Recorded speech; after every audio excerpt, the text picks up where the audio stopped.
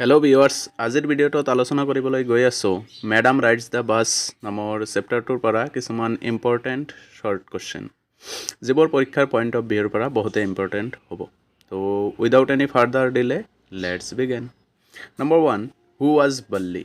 বল্লী কোন আছিল? তো আনচাৰ কি হ'ব? Balli was 8 years old girl. Balli কি 8 বছৰীয়া এজনী গাঁৱলীয়া ছোৱালী আছিল। Okay, next question. What was Balli's favorite pastime? বল্লীয়ে মানে কি কৰি বৰ ভাল পাইছিল? তো কি হ'ব?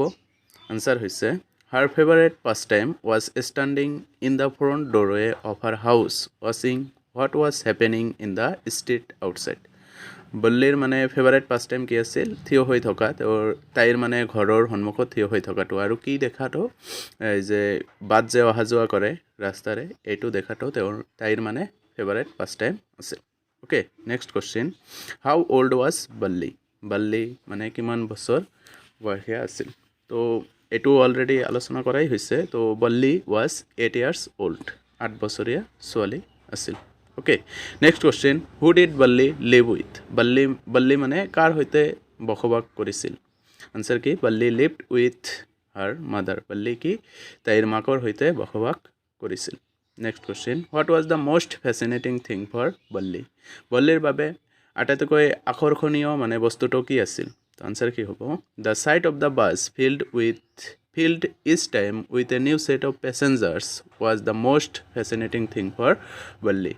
বল্লীৰ বাবে মানে আটাইতকৈ আকৰ্ষণীয় বস্তুটো আছিল যে এই বাছটোৱে কি কৰে, এবাৰতকৈ যায় আৰু নতুন পেচেঞ্জাৰবোৰ যে লৈ আহে, এইটোৱে দেখাটোৱে তাইৰ মানে আটাইতকৈ আকৰ্ষণীয় মানে থিং আছিল। Okay, next question. When would Bolly be jealous? Bolly মানে কেতিয়া জেলাছ হ'ব?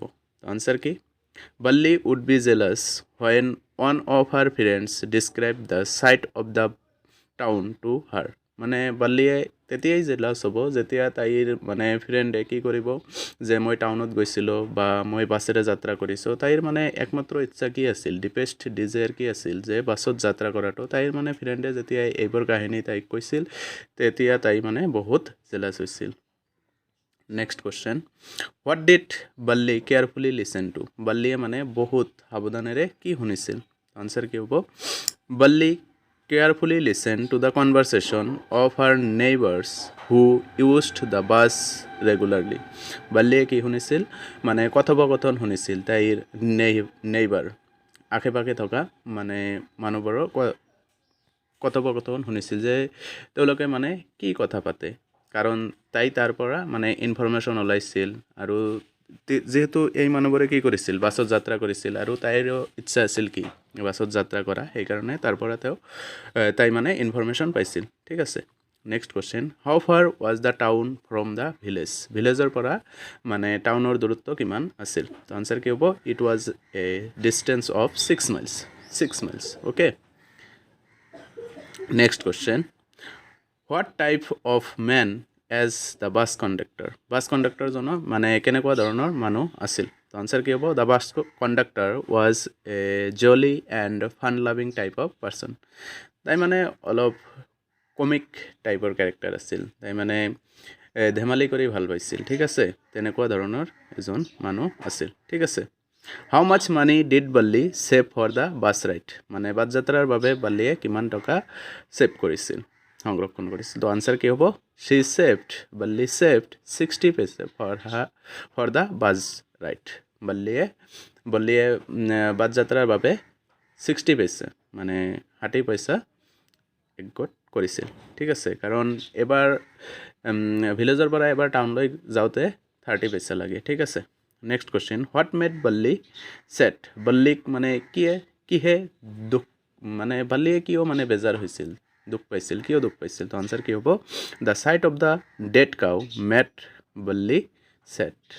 এইটো ছেড নহয়, ছেড হ'ব, যে বল্লীয়ে যেতিয়া মানে এই ডেড কাউটো দেখিছিল, মৰা গাই গৰুটো দেখিছিল, এইটো দেখি বহুত ছেড হৈছিল। আৰু এইটোতো অহাৰ সময়ত দেখিছিল মৰা গাই গৰুটো, কিন্তু যেতিয়া তাই মানে টাউনলৈ গৈ আছিল বাছেৰে, তেতিয়া এই গাই গৰুটোৱে মানে কি কৰিছিল দৌৰিছিল বাছৰ সন্মুখেৰে দৌৰিছিল আৰু সেইটো দেখি বল্লীয়ে বহুত হাঁহিছিল ঠিক আছে তো যদি কোশ্চেন আহে হোৱাট মেড বল্লী লাভ তো কি হ'ব দ্য ৰানিং কাউ ঠিক আছে next question what was Balli's deepest desire বল্লীৰ মানে আটাইতকৈ গভীৰ ইচ্ছাটো কি আছিল তো আনসাৰ কি হ'ব Balli's deepest desire was to have a bus ride to the town মানে টাউনলৈ বাছ যাত্ৰাটোৱে তাইৰ একমাত্ৰ ডিপেষ্ট ডিজায়াৰ আছিল ঠিক আছে what does the bus conductor call Balli বল্লীক মানে বাছ কণ্ডাক্টৰে কি বুলি সম্বোধন কৰিছিল আনসাৰ কি হ'ব